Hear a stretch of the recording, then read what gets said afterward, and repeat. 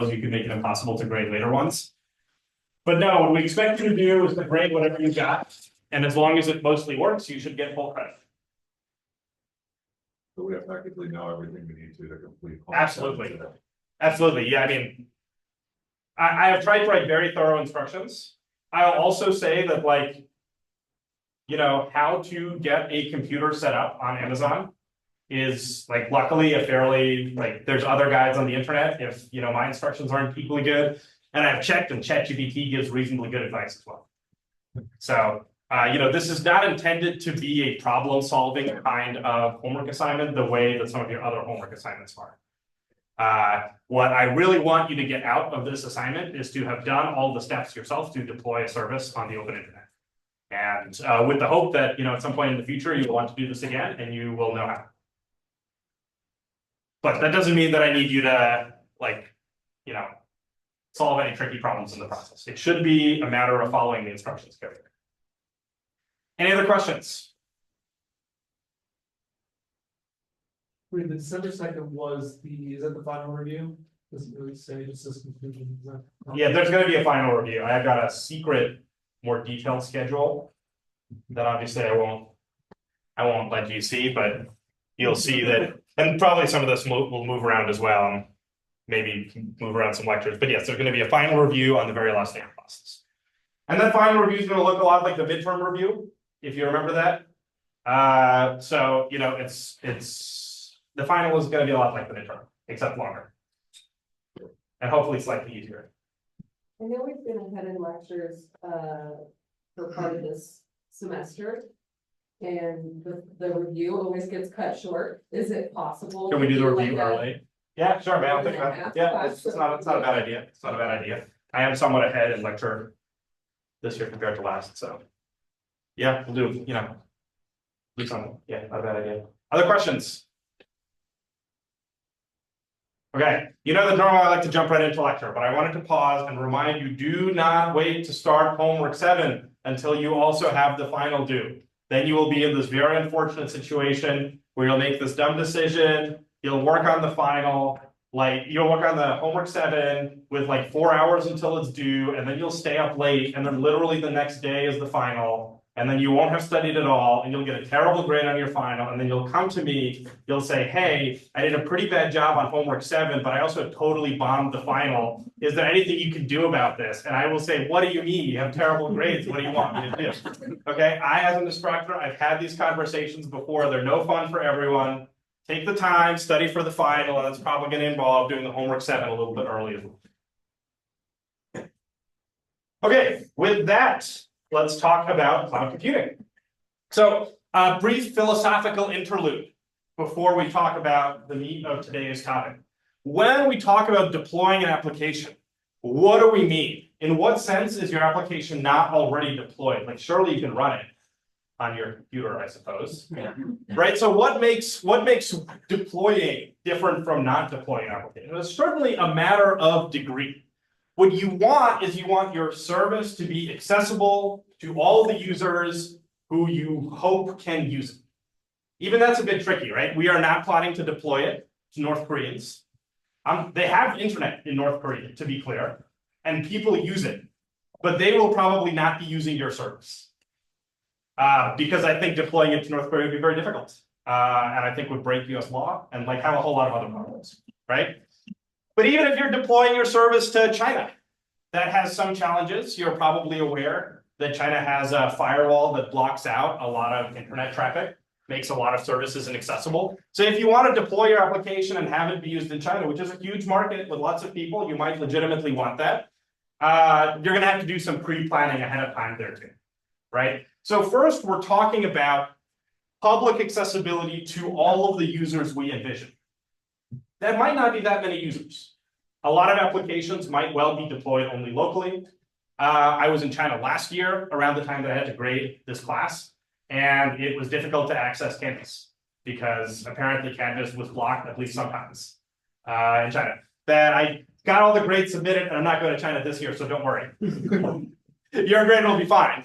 But you might have a subset of users that you actually care to support. In a lot of corporations, this might be part of the security plan. You might intend to deploy something That's only accessible that's, in the company building or inside the corporate VPN, right? So first, when you're thinking about deployment, you're thinking about what are the users that I hope to reach?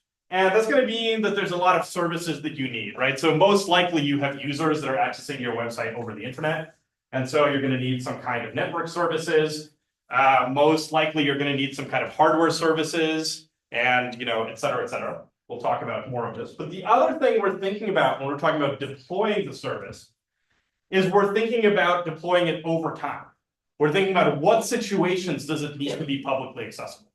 So for example, when you are debugging your application on your own computer, it is up sometimes, and it is accessible to its only user, which is you. And it's not up a lot of the time because you probably turn it off when you're not working on your assignment, but you put it up whenever you need it. This is a perfectly fine model of deploying an application for one user who only needs it sometimes. But any application that you're deploying to lots of users, especially users who you're hoping are paying you, you need to think about what's going to happen over time that might cause your application to stop working. So like one of those things might be you got to install software updates, right? Maybe there's a new version of some kind of software that you need to reach users, or maybe some kind of API that you rely on becomes deprecated. Maybe someone finds a critical security bug in Django version 5.1.2, and you've got to update to 5.1.3 so that hackers don't steal all of your data. So this is one thing that you're doing. The software world changes, and so you're going to be installing updates. Another thing you got to do is you got to keep up with security requirements. So you might deploy an application, and then what we want for applications to be secure can change over time. So for example, in the last couple of years, browsers have started more or less requiring HTTPS support for publicly accessible web applications. That it used to be the case. Back in the day, HTTPS was only for like banks. But nowadays, pretty much every deployed application needs it. So if you deploy an application in like 2012, and you've been using it until now, there's a good chance that suddenly you find your users can't reach your service because you haven't stayed up to date with some kind of security requirement. And if you're doing something like processing credit cards, or you're dealing with various kinds of APIs, you'll see this happen too. You'll see that credit card processors or whatever other API you're talking to, like Twilio for telephony or whatever, you'll find that they change the requirements they have as well. Services you depend on can be lost, et cetera. If you're managing your own hardware, of course, you're also upgrading that and you're paying all the bills for it. So when we're talking about deploying a service, we're thinking not just who, but also over what period of time. And then the final thing you got to be thinking about is in what situations. If you today close your laptop, your web service stops running because it only runs on your laptop. But that's kind of fine if the only person who wants to use it is you, right? But then you got to think about what will happen to my service if I make a software update, which is bad. How will I be able to fix my error and deploy somehow? What will happen if there's a power outage? You'll often have power outages in many areas happen once or twice a year. In the US, this is a pretty common rate. You probably don't want your application to go down once or twice a year at random. But then you got like the more edge casey scenario. So for example, I think if there's a major earthquake, Google will continue working. But major earthquakes are pretty scary. You could totally imagine having your one server based in the one place where there's a major earthquake and it go down. What if there's like a major war? This is a pretty scary scenario to think about, but you could totally imagine it being difficult to keep applications running. Now, the internet itself, in some sense, not really the one most people think, was designed to like exist through a nuclear war. But you understand that actually deploying software in this situation would be very difficult. You might say, I would not have very many users in this case. I run a website of cat photos. People will have bigger things to do, which is certainly true. But there's also a question of degree here. As the service gets bigger, as it gets more users, there's more weird situations to deal with. So, for example, probably if you are a US-based web developer and you are getting your first couple of users, you expect them to come from the United States. But there's going to be some far tail in which you're going to start asking yourself questions about how you will deal with users in Russia or Iran or Cuba, places that have sanctions, right? Similarly, as you get more and more users and as your service gets more important, you'll also be thinking about these questions of risk. So this kind of is like a difficulty meter. What I'm going to teach you is something like over here. When you deploy something to Amazon using a fairly basic deployment, what you mean is that Amazon is in charge of the data center and the electricity, and certainly they have backup power for at least a day or so. And so you don't really expect minor outages like problems with the internet or problems with electricity to really affect you. But once a service becomes a major player and you start thinking about these things, it becomes much more challenging. Not something I can teach you here. Not really something we'll talk about in 45, 50 either. There's like a very small number of people who do that kind of thing. Okay, so when we're talking about deployment, the main thing we're thinking about, the main thing we're trying to optimize is the question of cost. So let me skip the slides for now and just talk about this basic idea of renting a computer in the cloud. We will be doing all of our homework assignments through Amazon. So let's use that. They have this pricing calculator, and we can go ahead and use it. So you can immediately see, just through the form that pops up, some of the questions that affect cost. You see that the very first thing that Amazon is asking me is where physically I expect the service to be located. So for example, well, in my mind, the default, I guess it wasn't in this dropdown, is US East 1, which is located just outside DC. So a major place where there's a lot of data centers located. And conveniently, this provides basically every single service. So here I can set up a shared instance on EC2. And we'll talk about this slightly more, but basically what we're talking about here is renting a computer in the cloud. You can see I have a choice of operating system, of which Linux will be the cheapest. And you can see that it's asking me follow-up questions about what kind of instance I want to set up. So the first question it asks here is a question of workload. It's asking whether I want something to be up constantly or whether I expect there to be spikes at various points in time. And that's because the question of the spikiness of your usage is going to affect how much it costs. Typically, constant usage is the cheapest because it makes it easy for Amazon to plan. Though there's also something called a name totally escapes me. You can set up an instance that where Amazon tells you when you're allowed to run. Or you could have a service that expects daily spikes. This is pretty typical, right? If you have like an e-commerce business, there are certain days of the year where people do a lot of their shopping, like maybe around Christmas time, right? If you are a work application, you expect to get a big spike, for example, every morning when people log in for work. The point of this is we're looking at what factors are going to affect the cost of your deployment. So the type of workload, the location, and then over here, we get to this question of what kind of instance you want. You can see that there are options here. And what it's really asking you is, what do you want the instance to be optimized for? So for example, these T1s are pretty standard servers, but there's compute optimized ones that have really beefy CPUs, disk optimized ones that have really big disks, memory optimized ones that have a lot of RAM, and so on. And you've also got choices here of how many CPUs you want it to have, how much memory you want the instance to have, and how fast of a network speed you want it to have. So when we're talking about renting a cloud computer, we have a lot of these parameters that we get to play with. And that's going to have a big effect on the cost of the overall deployment. So let's talk about some of those parameters just in a bit more detail. When we're talking about deploying a web application, what we mean is we need a computer that we can run a program on. That program is going to be the server. It's going to respond to requests and responses. So you've already written this program, and now you want to know what server you want it to run it. Well, at the very least, you're going to want to think that you're going to need a CPU that actually runs the code, memory to store all the program data, and a disk, which is going to store any kind of persistent data. So sometimes you will have a database on the same computer and then it saves to the disk, or possibly the database is on another machine, but you're still renting a disk to save it. And there might be other stuff that you need, like a GPU or whatever. But sticking kind of to the constant here, your choice of what CPU and memory and disk to purchase is going to have a big effect on the cost. And the reason the cost matters is because money is good and you can use it to pay rent, and you would prefer to have more rather than less. Right? So when we're talking about cloud deployment, a lot of what a deployment engineer is thinking about, or an operations person is thinking about, is minimizing the cost. The other thing I want to call out is that the hardware itself, physical computers and memory and so on, it's got two kinds of costs. There's a capital cost, which is the cost to buy a brand new machine.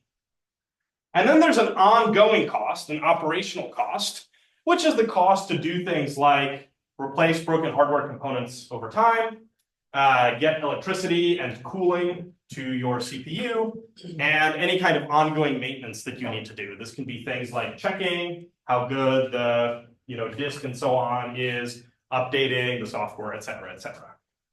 When you rent a computer from the cloud, you're going to largely pay monthly. And that's because Amazon is doing a lot of work under the hood to turn its capital costs into operational costs. You pay an ongoing monthly sum, but Amazon internally has to buy computers sometimes. This is convenient for Amazon, where there's like a huge number of computers and they have a lot of users to go over, but large services typically eventually transition to managing this themselves. So the alternative to renting computers in the cloud is something called co-location, where you rent space in the data center, but the hardware itself is your own. So at that point, you are buying the physical capital, like the computer and so on, and also doing the ongoing maintenance, like replacing broken devices.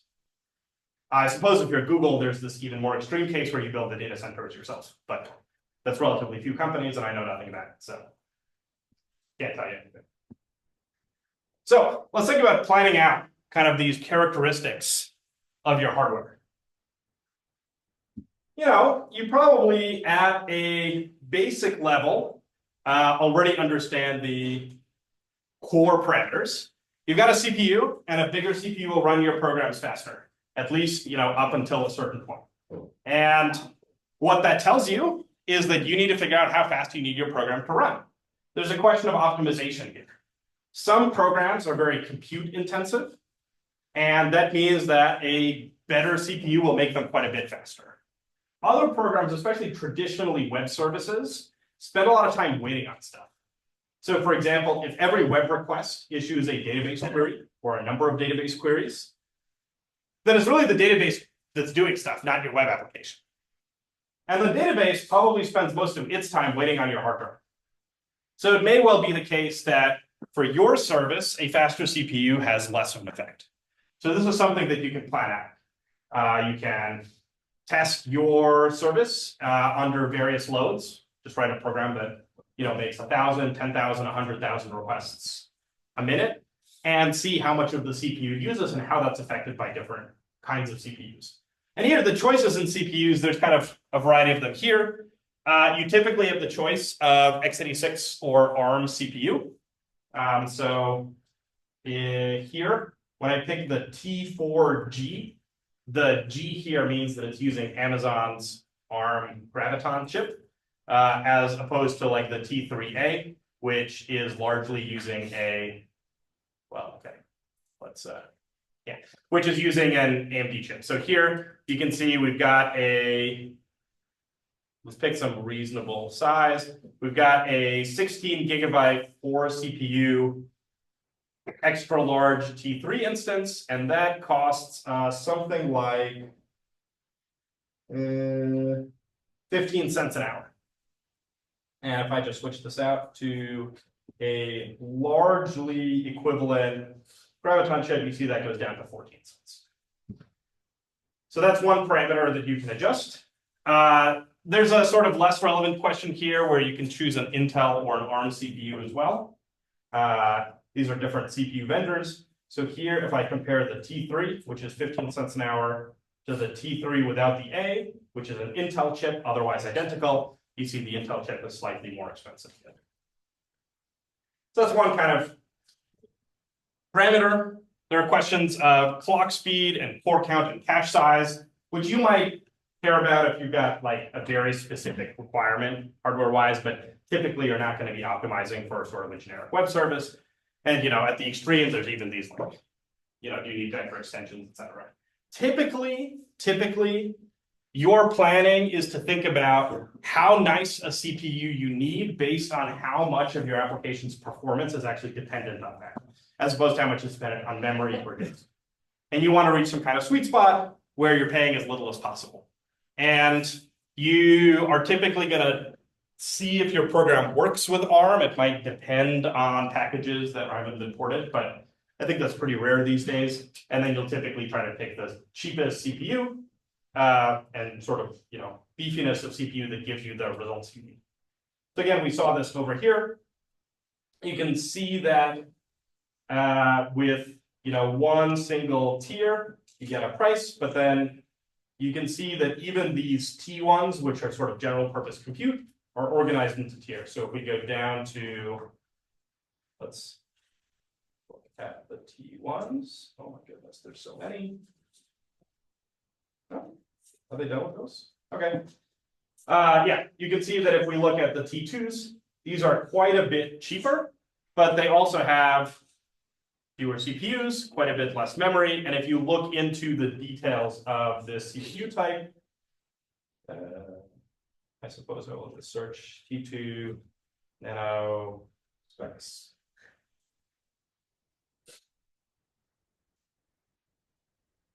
This page, yes. Oh.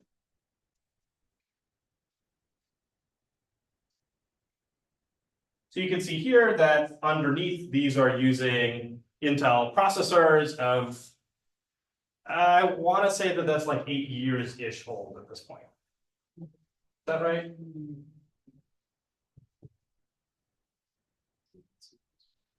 They all use the same branding. Originally released in, yeah, okay. 9 years, pretty good. So you can see that these partly are cheap because Amazon is giving you some of its oldest CPUs. Whereas if you get one of the beefier machines, you can see, where does it say? That this is a significantly newer processor. I would guess that that's like 4 or 5 years old. So, okay, so this is one parameter that you can play with, which is the CPU. You're thinking about kind of how recent the CPU it is. You're thinking about what vendor it comes from and any specifications on it. And by the way, this is typically the parameter that most affects the cost. So here I've picked two pretty extremely different options. This is a reasonably beefy machine. I think of this as kind of like what you would get if you bought a desktop. And the cost to rent that is something like $31 a month. 750 hours is about 1 month of complete uptime. So you can see that this is a sort of desktop class CPU. It's running ARM with 1 core. Maybe it's not quite as nice as you would buy a desktop. This is kind of the other extreme end. This is a compute optimized machine. That's what the C there means. And you can see that this has a crazy number of cores. It's an x86 machine. It's also clocked at a significantly higher rate. And the cost to run this is also correspondingly much higher. So something like $5,000. So as a web application operations engineer, one thing you're thinking about is how much better is one of these compared to one of these? Can you replace one deployment of a C7A 32 extra large? Can you replace one of those with a large number of these medium deployments? And how many exactly would it even have? And so again, the question there will come down to testing your application under various loads and seeing how many users per second you expect that you'll be able to handle per machine. Another thing that you're going to make decisions about is the amount of memory that your program works with. So typically the smallest you get is like 0.5 GB or 1 GB. I think the free tier stuff that y'all get gets 1 GB. But you can have these giant instances that go way above that. So if we go to this instance list, you see that there's a tab here called memory optimized. What they mean by optimized is a lot of. So here you can see that their first sort of standard memory optimized machine features 8 up to 1, well, more than 1 terabyte. That must be new. over a terabyte of memory attached to that machine. This isn't even the highest you can go. There are machines as big as this one, which will give you 24 terabytes of memory on a single machine. Now you might ask yourself, in what world would you use 25 terabytes worth of memory? And the answer is very simple. If you have a really big database. One thing databases do really well with is by storing as much of the data as possible in memory. So if you find that the bottleneck for your service is the database, it may well make sense to get a database, to get an instance with quite a bit more memory. I mean, I think 24 terabytes is extreme. I can't imagine ever using that for a database. But I mean, Amazon sells it somewhat, right? More importantly, it's totally reasonable to find that a 64 gigabytes of memory is the right amount for something that's bottleneck on the database. Especially if you think about some kind of real-time application, it can be really important to get low latency. And if that's through the database, then you're going to need a lot of memory. You can also store other caches in memory. You probably end up doing that if you have a complex application. The last thing that you're going to be thinking hard about how much you need is the amount of disk space. So in a small instance, for a small deployment, the main thing that decides the disk space is how many programs you need to install. So like a Linux install, you can get it down below a gigabyte, but I think a small integer number of gigabytes is about the right size. But the things that's going to take up all of the gigabytes that you can give it is your database. And you've got choices there. If you have a really large application, you can have many small databases across multiple machines, or one really big database on one machine. And the characteristics of what queries specifically you're doing is going to determine that. So some queries cannot be done efficiently across multiple machines. You need all that data on one machine. And so for these reasons, Amazon will rank you these sort of extreme storage optimized machines. So just like picking one of these at random, you see that this has 28 terabytes of storage attached to it, and it goes up from there. So I can't do the math in my head, but that's a couple hundred terabytes. And the people buying these instances are ones with especially large databases where they're doing complex queries on them. You often find that some kind of data science-y stuff needs these really large databases on one machine to do efficiently. Whereas like the web application proper may need quite a bit less. The other thing that you can think about here is whether you care about storage size, which you typically get with spinning hard drives, or whether you actually want some, if it doesn't say, that means it's using an SSD, which is typically best. For most deployments, you don't want something like this. But for a larger deployment, it's quite common that you eventually have one massive database that you pretty much need to exist like in one place. In Dropbox, we had this one giant database called the user database. It had all the users. You can imagine what it did. Importantly, it did not store any information about the files different users stored on their machine. It just had the information they needed to log in, what tier of user, what they were purchasing from us, and then where their various files, what other databases their various files could be found in. That database was really big, and it was difficult to split across multiple machines because you don't know who the user is when they're logging in. And there's security questions about trying just like one at random. So we ended up having one really beefy machine for the user database, at least while I was there. Whereas the web servers themselves had these general purpose machines, mostly the memory optimized ones. Because we found that the caching was the biggest deal. Okay, so let me kind of put all of this together, and let's go back and try to create an estimate for a web service. Here we could start with the very simplest one. Let's purchase literally the cheapest thing Amazon will sell us. This is a tiny instance with about the minimum amount of data that you could successfully run a database and Django on. You can see that this has an hourly cost. And you can see here, you see how it says on-demand hourly cost? The on-demand there means whenever you want it. So this is, you get to choose when it runs. This will typically run you about 0.5 cents an hour. If we want to do that math, we get 0.0058 cents per hour times 24 hours in the day times 30 days in a month. And I don't know why it's not computing it for me. Okay, $4. So the very cheapest you could get away with is about $4 per month of uptime. And that's totally reasonable for a very small website. So for example, my personal website does not get a lot of views because I'm not that interesting. And it costs me $4 a month for it. I don't go through Amazon, I go through a different company called DigitalOcean, but the prices are pretty much the same. This is a commodity market. But of course, this is literally the cheapest thing Amazon will sell. Let's try to upgrade a little bit. We'll pick one of Amazon's general purpose instances here. The T3 seems totally reasonable. What's that? So we can choose T3. We can choose a medium deployment. And this is kind of, sort of, you're thinking about 4 gigabytes of memory, 2 virtual CPUs. That's kind of like a mid-range laptop in terms of power.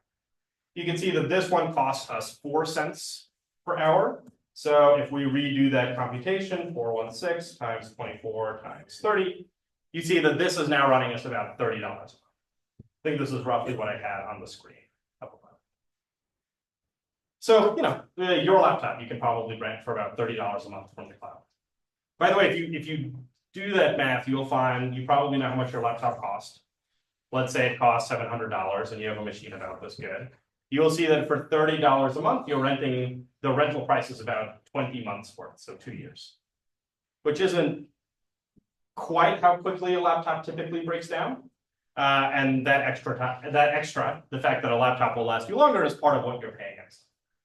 Right? Because remember, you're not just paying for the machine, you're also paying for quite a bit of network access, for electricity, and for maintenance that you have. Okay. The other thing that you can rent from Amazon is a bunch of kind of weird stuff. So this can actually be very confusing because you might have a sort of one-off need for something weird. So maybe, for example, you decide that part of the thing your web application needs is a fine-tuned language model to act as a chat widget so people don't talk to you directly. And then you don't have to hire customer support people. Well, what you might find is you need like a couple of GPUs for a week to do the fine-tuning. Well, in that case, it doesn't really make sense to buy a couple of GPUs that you'll only use for a week, and it's pretty annoying to rent them. What you can do instead is you can go to a specific kind of instance. So here I went into the accelerated computing option, and you see that this is a CPU with 8 H100s, which are a reasonably recent NVIDIA GPU.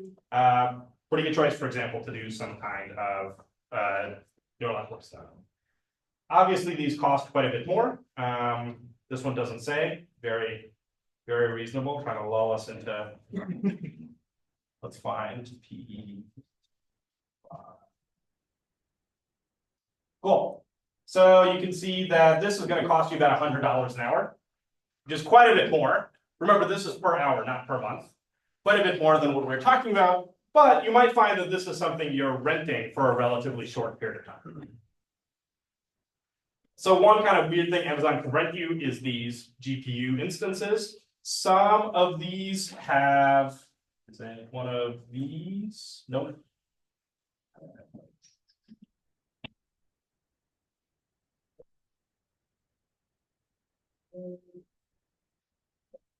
Some of these have FPGAs as well. I don't see them, but they're in there somewhere. Is it the one labeled F?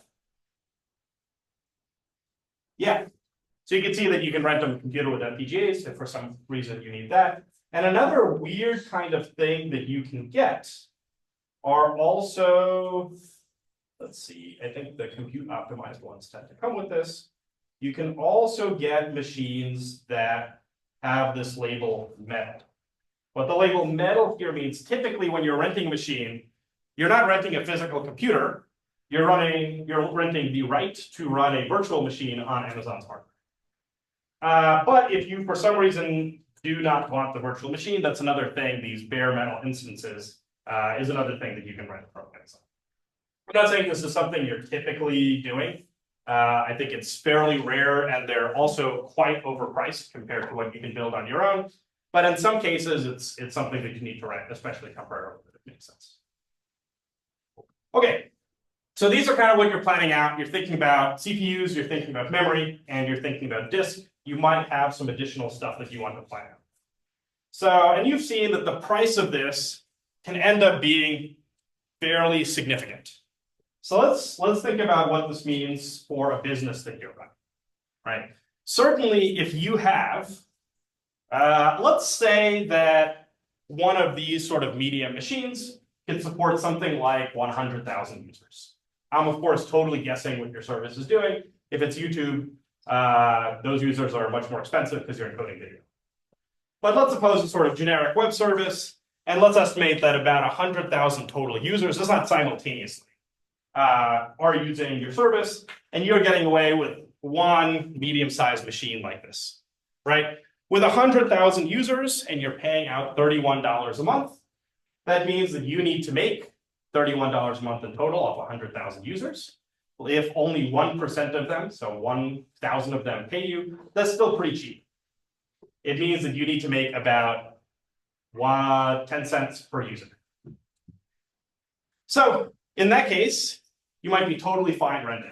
But over time, your service can grow. As your service grows and you have more and more users, you're going to want to try to keep those costs down. Because instead of $31 a month, when you have like 10 million, 100 million users, you're instead paying tens of thousands of dollars per month to Amazon. So let's talk about how you can improve that. Yeah. So there's a couple of things that you can do to try to reduce this cost. The first thing that you can do, which is well worth doing, is just trying to figure out how to optimize your own software. If you can fix problems like the 1+n problem and demand less from your database, then you'll be able to serve many more users from the same class of machines. Or you'll end up needing fewer of the same kind of machines. Similarly, if you fix your APIs so that you need to make fewer API requests, you might again find that you just make significantly fewer requests, and then you can serve the same number of users from a smaller machine or more users from the same server.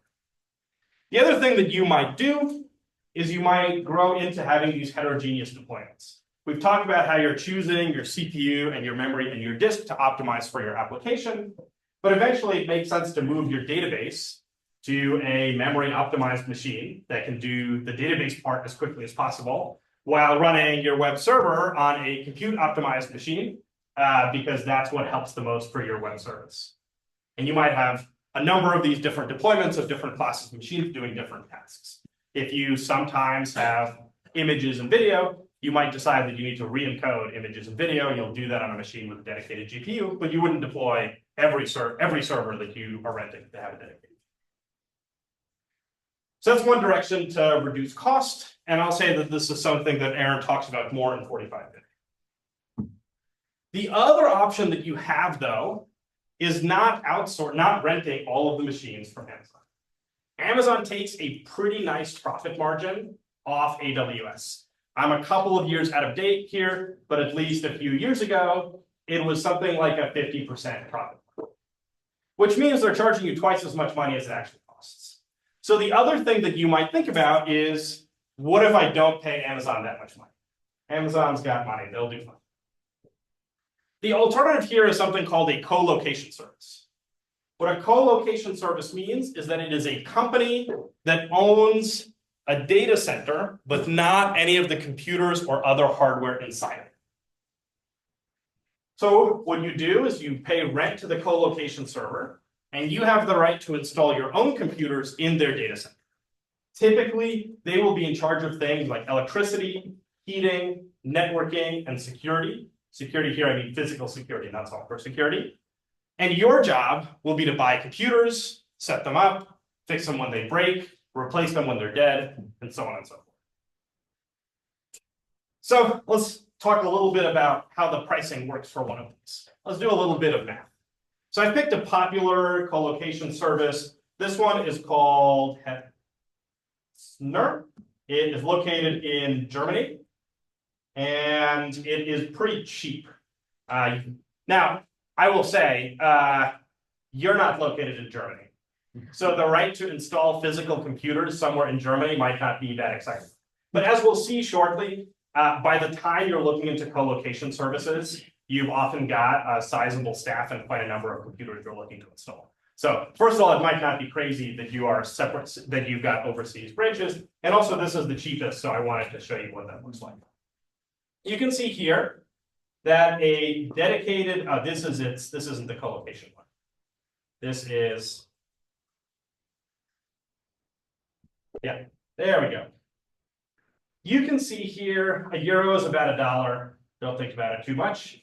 You can see that if you want to rent a third of a rack, and a rack here is 42 computer slots, then you are talking about paying them about $100 monthly. Again, it's euros, so it's like $150 or something. And I'll also note that there's a setup fee, and you're also paying extra money for electricity. Finland has a lot of nuclear power plants, and their electricity is much cheaper than Germany's, though I will also note that US prices are like 5 cents per kilowatt hour. Yeah, electricity in Europe is really expensive. But ignoring that, this is a really good monthly price for an American colo. If you look at, you know,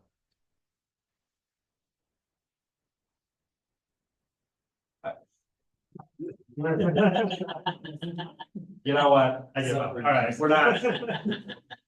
That's too depressing. All right. Yeah, no one wants co-location. People want Colorado versus San Jose. Okay, so let's try to do the math here. This rack basic service that we look for, that's 42 units of rack space. It's about 200 euros a month. So that means each of those rack spaces, you're paying rent about $5 a month, which is pretty good, though you're going to pay quite a bit more than that in power. This is going to depend a lot on locations. So even in the US, like Texas data centers have much cheaper power than California ones. So let's say that you rent this service. Let's ignore the power. Let's not think about it too much. Let's say that we're going to buy a 1U computer. That's going to cost, you know, $1,000 would be a pretty cheap one, or that might be a nice one but used. So that means that you've paid $1,000 upfront plus something like $5 to $20 a month additionally to support this in the colo. For Amazon, the equivalent would be $145 a month. So you can see that that's actually quite a lot more money than the $20 ongoing you're paying. Even if you include the $200 a month fee over the 42 units, that's totally worth it. Okay, though you have to buy the computer, you can, if you do the math, you'll find that you still do a break even pretty quick. So this makes colocation look like a phenomenal deal. It's just like way cheaper than Amazon, but this is not the case.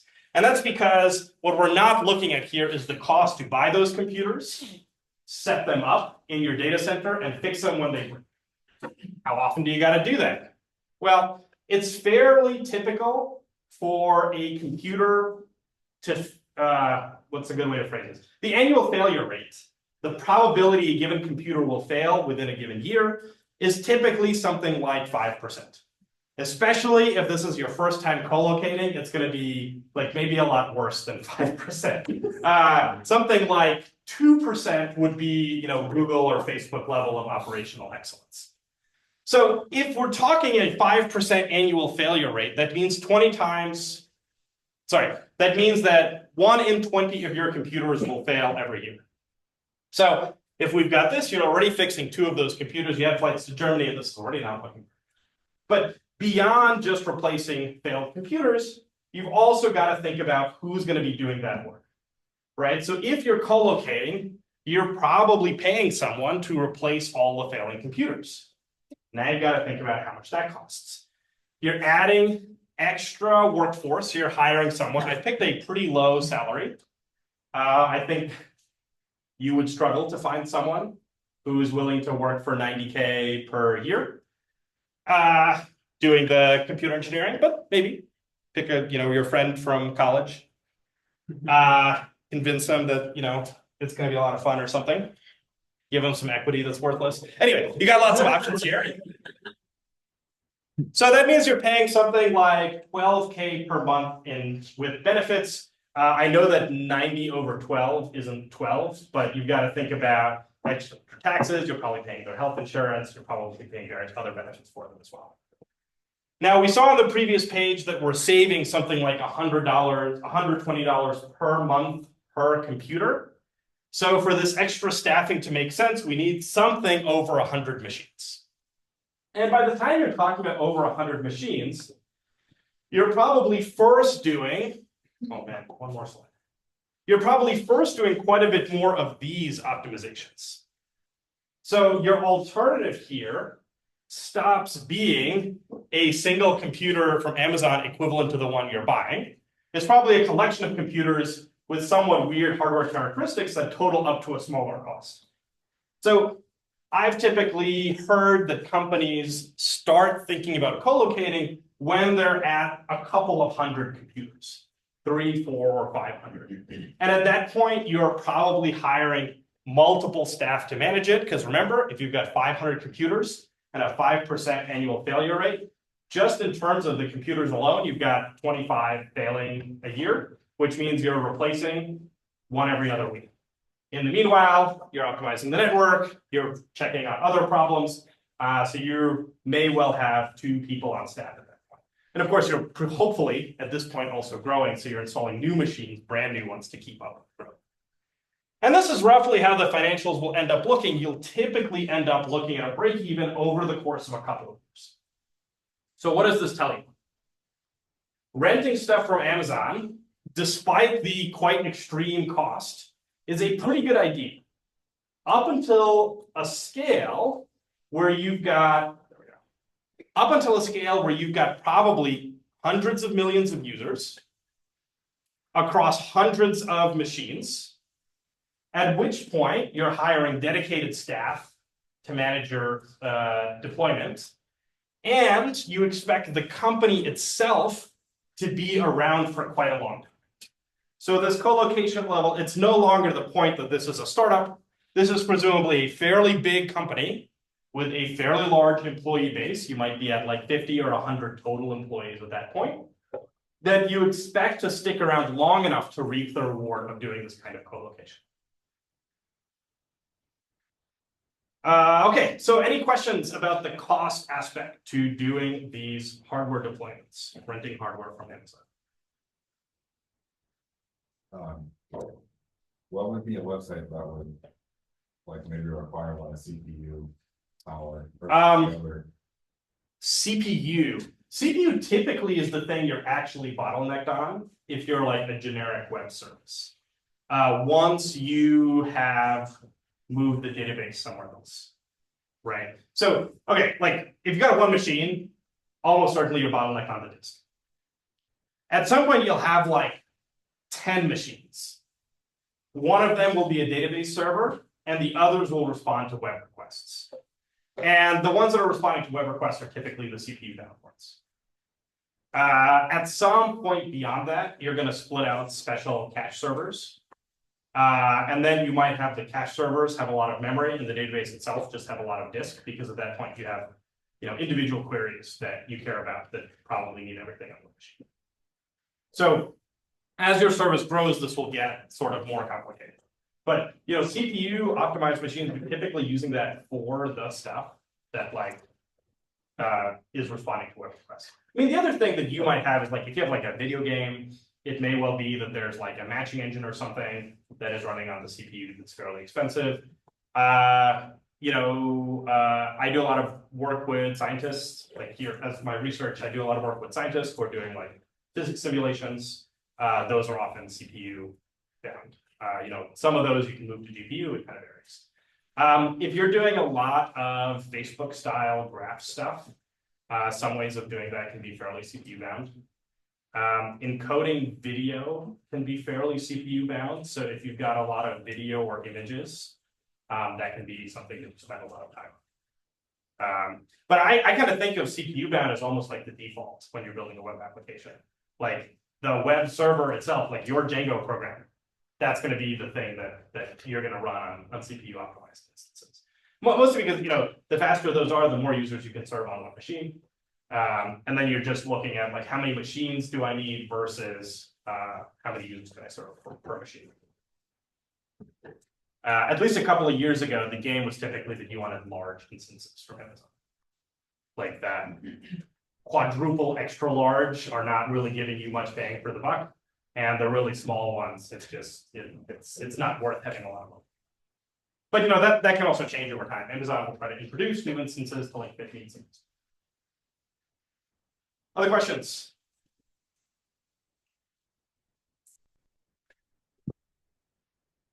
Staring. It's just the end of the year, isn't it? All right. So we talked about the hardware side. One more thing I want to talk about is the guarantees that you get from AWS when you are renting from. In AWS, each machine that you rent, each instance is located in a region. We saw this briefly when I was looking at this estimator. There's a drop down for regions, and if you look, you will see that there are quite a number of them. So for example, in the US, there's 2 East and 2 West regions. And then there's regions in Asia Pacific, in Europe, and et cetera, et cetera. You don't get to use these, but these are especially for the US government. And this can have quite a big impact on cost. So for example, if we configure an EC2 machine, let's pick a reasonably beefy one. So like, let's pick one of these T4Gs. That's a pretty normal thing to want. Let's say we got one of the largest, since I just said that that's something that you might want. Here I've got the cost in US East 1, and it's 6 cents per hour, or 7 cents per hour. I think it's pretty good. If we do the same thing in Tokyo, and we pick the same T4G large, you're seeing that you're paying somewhat more, about 30% more.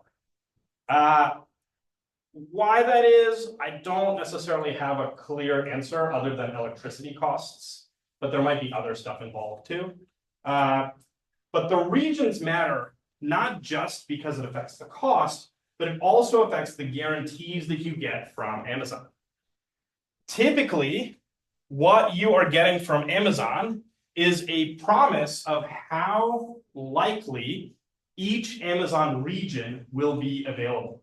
So even AWS sometimes has problems. And typically the way that happens is that every couple of years, all of your favorite websites stop working because they're all running on Amazon, and Amazon had a problem. The way this works, Amazon works really hard to guarantee this, is that only one region at a time should ever go down. How do they do this? You can start imagining ways. I've never worked at Amazon, so I can't tell you. But I imagine it is things like only pushing software updates to one region at a time and making sure that software update is good. Making sure that all systems that you might need to talk to, including like login systems, deployment systems, et cetera, making sure those are redundantly spread across multiple regions. And so on. What this means is that if you're a large web service, you probably want to operate instances in multiple regions. You probably want to operate in multiple regions to avoid all of your web service going down.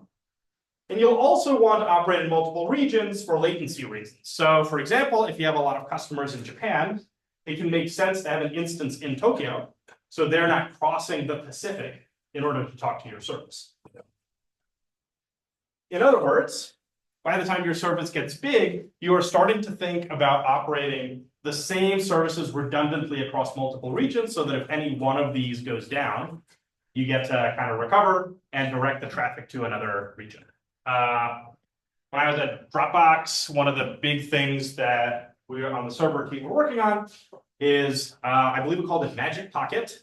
And this was an attempt to replace Amazon storage with our own distributed service.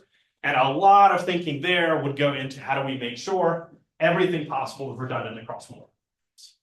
The tricky thing here is like, maybe the files are stored redundantly across multiple regions, but what about the login service? What about the authentication? What about the logging itself? You probably want the logging redundant because if one of your regions goes down, You don't want, you want logs to know what happened. You start thinking about how to deploy updates incrementally to multiple regions so that you don't break all of your regions at the same time. You start thinking about how to make sure that each client is talking to the region closest to them. So there's a lot that goes on there. So that's one thing that you want to think about. You want to think about redundancy. The other thing you want to think about in terms of what cloud guarantees you get are what laws or contracts Amazon will, the extent to which Amazon will comply with local laws and which ones Amazon thinks it needs to comply to. So AWS, for example, has this AWS customer agreement. And the first thing you can see at the top is that it changes every now and then. So that means that not that long ago, about 6 months, Amazon felt the need to make certain changes to its contract with you. If you're renting compute from them, you and they are agreeing to this contract. You can also see that there's this red box that says that if you're located specifically in Turkey, then you follow a different contract with a different company, and they have a Turkey-specific web page you should visit. What that hints to you is that the contents of this contract, the promises that Amazon makes to you, they're contingent on the laws of the country in which you operate. And that country is the region that you choose. So when you're choosing what region to deploy your instance in, you are, of course, thinking about latency and you're thinking about cost, but you're also thinking about local laws that you might need to comply. This is especially a big deal if you're deploying to, like, I don't know, China, where there's a lot of local laws that you need to comply with. But even if you are deploying in the EU, to somewhere like Germany, that means that you're subject to the GDPR and a bunch of other EU legislation. If you're deploying to other countries, they might have their own crazy laws that I've not even heard of that you need to satisfy. Now, if you look through this document, so there's a bunch of random stuff that you don't need to, that are kind of box standard, but you also see right up at the front this data privacy content. And what it starts with is this sentence: you get to say which region your content is stored with. Amazon will not access any of your content except if they needed to maintain the service, which I think of as things like, oh, we might need to pull a hard drive out because it's dead and so on, or as necessary to comply with the law or a binding order of a government body. So this is saying in the contract exactly what I just mentioned. When you're picking a contract, you're picking the laws under which your service will operate, and those laws might bind Amazon separately from you. Many laws, many countries, for example, including the United States, have a law where the government can demand certain data from a data provider.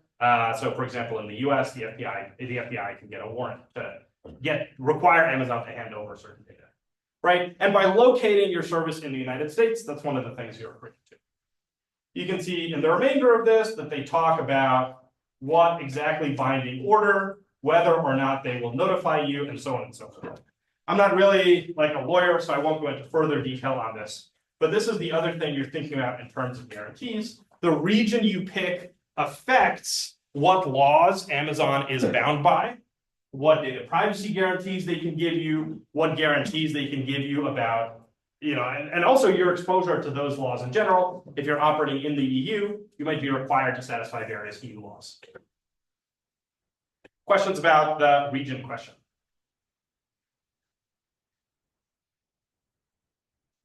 I don't know if lecture's just terrible or you're all super tired. Okay. The other thing I want to briefly mention is the software that we're going to be running on these services. When you rent a CPU, when you rent an instance from Amazon, it looks something like this. Good news, we've logged into a remote server. It is a Linux machine with more or less a stock configuration. On its own, though, that does not have your application, your database, any software that you might be dependent on. It doesn't have Django or a whole bunch of other stuff. What it does have, though, is a whole bunch of software that you've probably never thought about. So, for example, a standard Linux machine has a system log. So here you can see this is my server. We've logged into it a couple of times. Here you can see what's going on in my system log, and you can see it setting up and taking down various services. Oh, this is my user one, sorry. That's better. So here, for example, you can see it's got some VPN connection stuff going on that it's set up. That actually is something I did. If you go to the bottom here, it takes a minute because it's a really long log.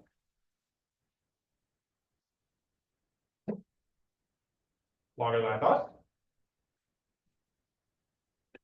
Okay, we'll get back to it. It'll think itself. Besides the actual software you set up, there's a whole bunch of additional services that you're going to be relying on. Obviously, there will be the operating system itself, which will be installed by Amazon when you select the instance. But there's a bunch of other stuff you're going to want. You're going to want probably something called a service manager. This is a program that's going to launch the other programs. And in particular, you're going to want to set it up so that if you ever need to reboot your machine, for example, to install updates, it'll come back up and bring your server up and any other services that it relies on at the same time. So you want to make sure that the database will start automatically with your server, and the server will start up and it'll bind to any ports that it needs to bind to. You'll probably need an update service because, as we mentioned, one of the things that deployment is about is making sure your service stays up as the world around you changes. So you're going to need some kind of update service. You're going to need a secure way to log in, and you're also going to want a way to log anything that is happening on the computer. Luckily, all of this software exists, and some of it is already pre-installed on the machine. However, it does mean that you end up learning to use some of this. So, for example, did this ever come back? Oh man. Let's pick a service that has less stuff going on. So here is a different server that I have access to. And you can see at the very bottom here, a log entry from me logging into this service. And you can imagine why this is an important thing to have in your logs. If something bad happens and someone gets access to your computer, you're going to want to know. But you can see that there are a bunch of other things running. There's this thing called real-time kit that's running. There's an audio service, which doesn't really make a lot of sense since it's on the internet. It doesn't need to make audio, but I guess it's running. If you scroll up a little bit, you can see over here, I have a scheduled service. I believe this one checks if there are any updates available, but I could be wrong. You can see over here, there's a service running on the computer that checks whether the temperature of the hard drive has changed recently. It has changed from 103 to 104 degrees Celsius, both of which are pretty hot. I might need to look into that. Okay.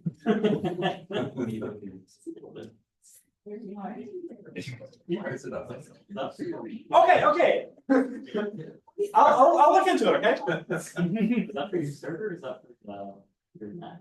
That's for the server. Okay. No, the Mac is not 100 degrees. This is the server I'm looking at.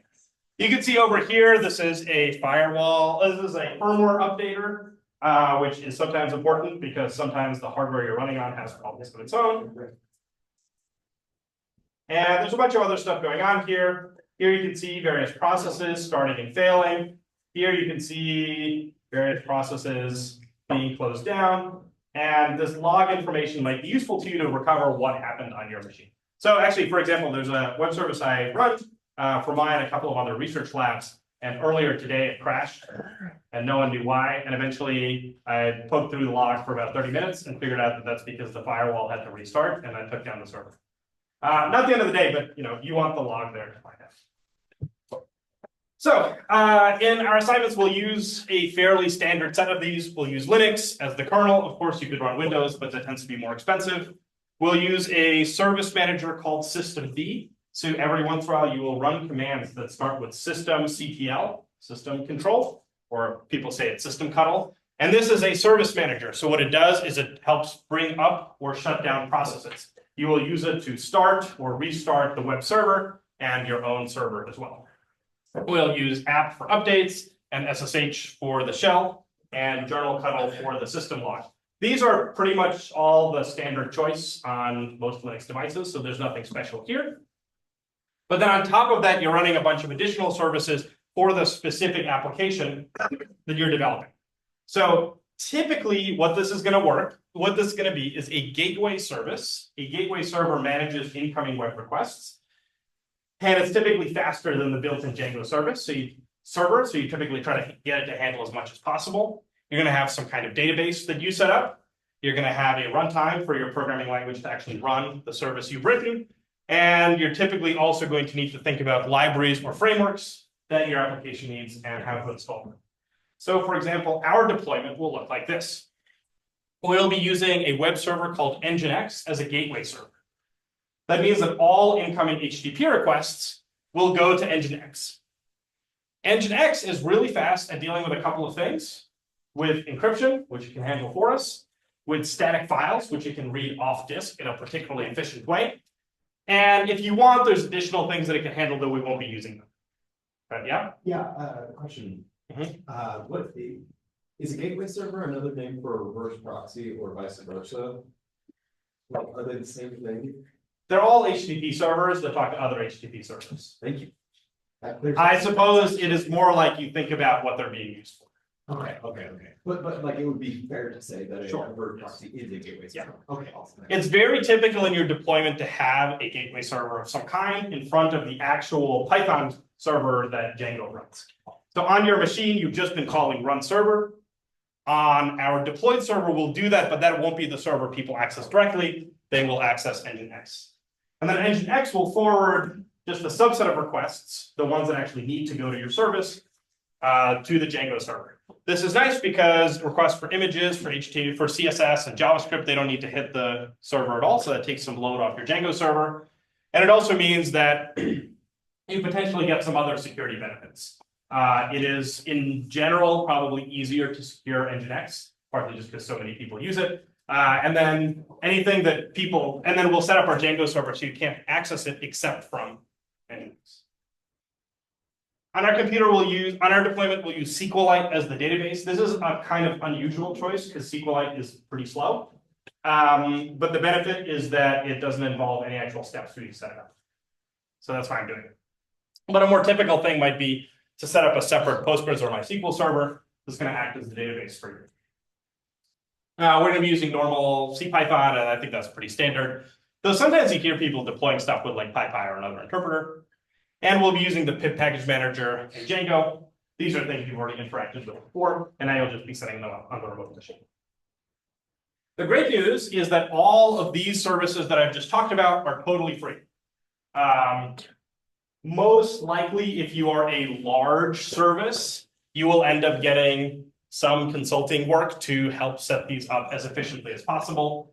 I remember at Dropbox, we paid some folks who knew how to modify MySQL to be super fast, and they made a lot of money.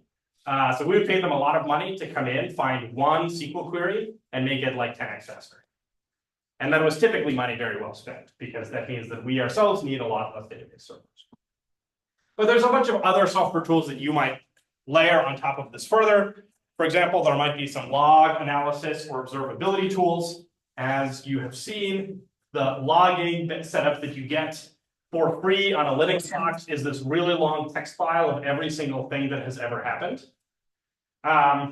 It's okay, but it's not great. And once you have multiple computers, it becomes more of a pain because you need to align logs across multiple computers, and you might have sequences of requests that go across computers, like you might have your web server computer and your database computer where you need to correlate the logs. So that's a case where there might be a service that you want to pay for, like Snowflake. There might be various testing tools that you want to set up. So there's a bunch of those. You might need to pay for an authentication tool of some kind. Like if you want to integrate with single sign-on services, like you want to sell to large companies, then you might use something like Auth0, which will handle the authentication end for you. So there's this larger universe of paid software tools that you might, as you grow, also add to your deployment. All right, folks, we are about out of time. So what we've talked about today, to sum up, is the hardware and software aspects of deploying our service. Let me just remind you what I told you at the beginning. You now know more than enough to go do homework 7. And I strongly encourage you to put that in practice early. In Homework 7, all you will be doing is what we discussed today. Renting a specific server from Amazon, as well as ancillary network services, specifically an IP address.